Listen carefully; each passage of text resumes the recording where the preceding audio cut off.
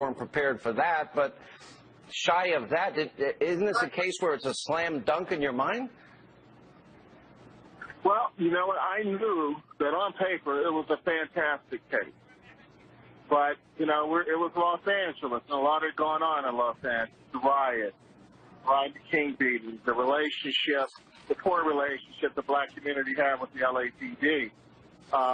You know, politically, socially, during those times, it was tough. Yeah.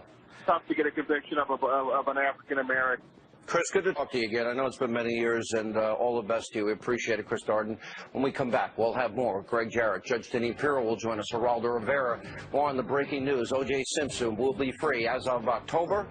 Newt Gingrich. Also, we have a mini monologue tonight on the Destroy Trump alliance that is working every day to take this president down and his administration. Are Republicans a part of it? And Senator Ted Cruz in studio. He's got a proposal that will lower everybody's health care premium. Will his fellow Republicans listen? I've always thought I've been pretty good with people, and I've basically spent a conflict-free life. You know, I'm not a guy that ever got into fights on the street and with the public and everybody. I'm not a guy who lived a criminal life. You know, I'm a pretty straight shooter. I've always tried to be a good soldier. All right, that was O.J. Simpson speaking earlier today during his parole hearing, saying he has lived a conflict-free life. Really? Okay, joining us now, Geraldo Rivera. Greg Jarrett also joining us, the host of Justice, Judge Denise Pirro. Conflict-free? How many times? I think you know me. Harvey Levin just said it. You know his record. And the images of her with her face bashed in by him. Look, here's a guy who was a batterer. His wife.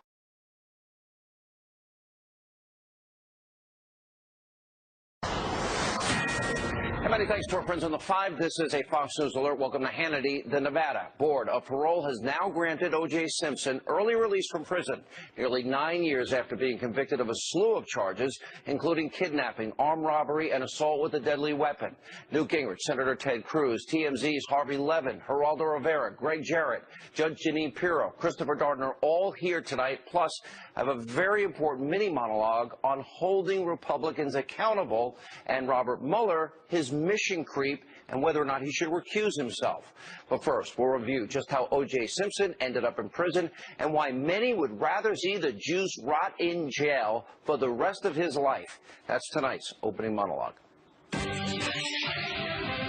All right, the year was 2008. O.J. Simpson was convicted on all charges relating to an incident that took place in Las Vegas where Simpson, along with a few accomplices, well, they entered into a hotel room. They stole multiple pieces of sports memorabilia, and they did it at gunpoint.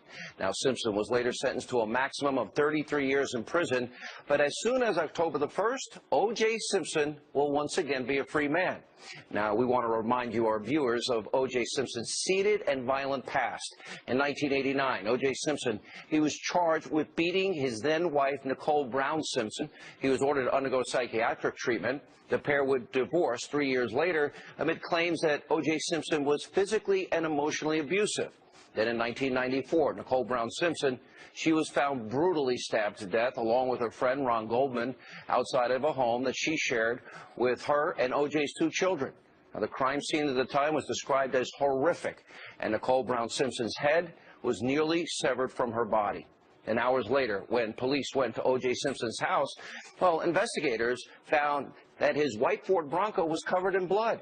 The DNA test would later link the blood to Nicole Brown Simpson, Ron Goldman, and O.J. Simpson. Bloody socks were also found at the foot of O.J. Simpson's bed. DNA testing would link those socks to Simpson and his ex-wife. Bloody shoe prints were found at the scene of the crime. Well, guess what? They matched O.J. Simpson's shoe size. Blood containing O.J. Simpson's DNA markers. Well, that was found on a back gate at the crime scene. One bloody leather glove was found near the victims, with a matching glove found behind O.J. Simpson's guest house. Now, those gloves also contained genetic markers connected to Simpson and the 2 victims.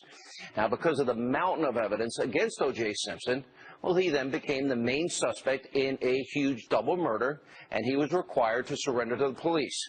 Then on June 17, 1994, after failing to turn himself in, O.J. Simpson and a close personal friend, they led police on a long, slow speed car chase in Southern California where O.J.